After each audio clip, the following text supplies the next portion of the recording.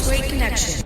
5, 4, 3, 2, 1. From 1974, he covered a whole bunch of songs in that there medley, but it was good stuff, I tell you. Nice, nice. Blue Suede Connection's good stuff, too. It is, of course. We be rocking, we be rolling big time today. It's 1969 to 1977, showing the world that Elvis was a rocker till the day that he left this planet. Absolutely. He could still do it with the best of them. Right. You know, the show is all about rock and roll today, and Elvis, of course, is the king of rock and roll. Everybody knows that. But what puts you in that category to be called the king of rock and roll? Because Elvis hated that. Yeah, he didn't like He that. did not like being called the king of rock and roll. I think they just called him that because he was one of the first, Yeah.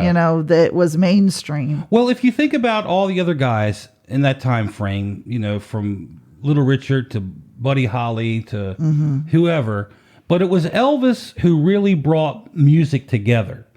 That combination of rock and roll, gospel, rhythm and blues. And right. he brought all that in. And Buddy was a rock and roll guy, but it didn't have that same soul that Elvis had. Yeah. Jerry Lee was great. We love The Killer, but he still didn't have what that thing is that Elvis had, that little niche in his voice and the delivery and that soul that Elvis had deep in him.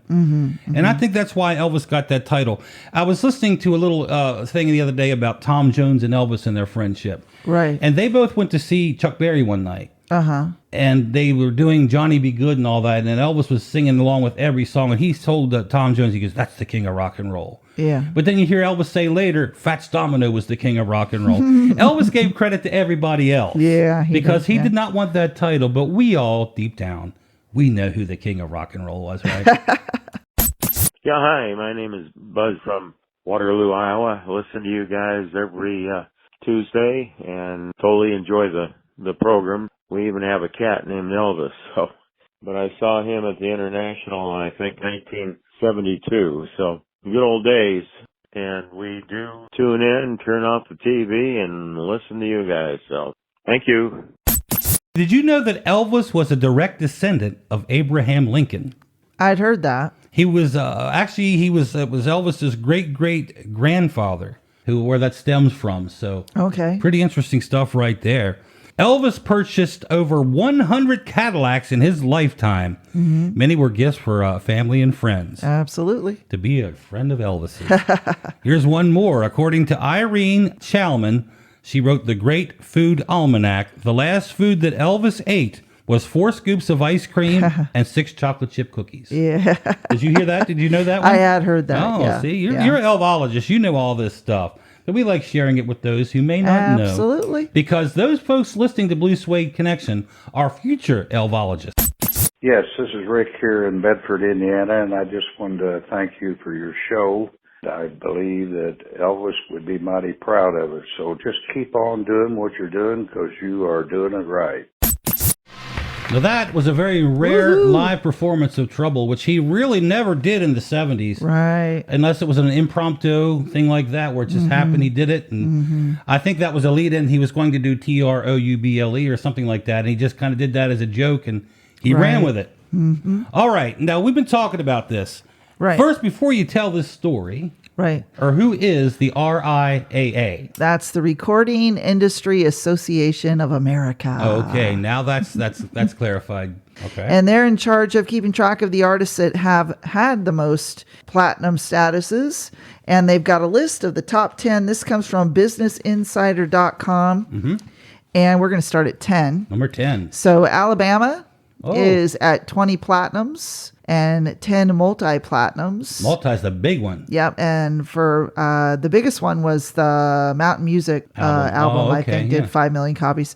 Number 9 is AC/DC. I wouldn't have guessed that. 20 platinum and 12 multi-platinum. Best-selling was Back in Black. Okay. Number 8, Neil Diamond has 21 platinum and 12 multi-platinum. His best-selling was The Jazz Singer. I could have guessed that one. Number 7, Elton John, 27 platinum, 14 multi-platinums. His best best is the greatest hits album, actually.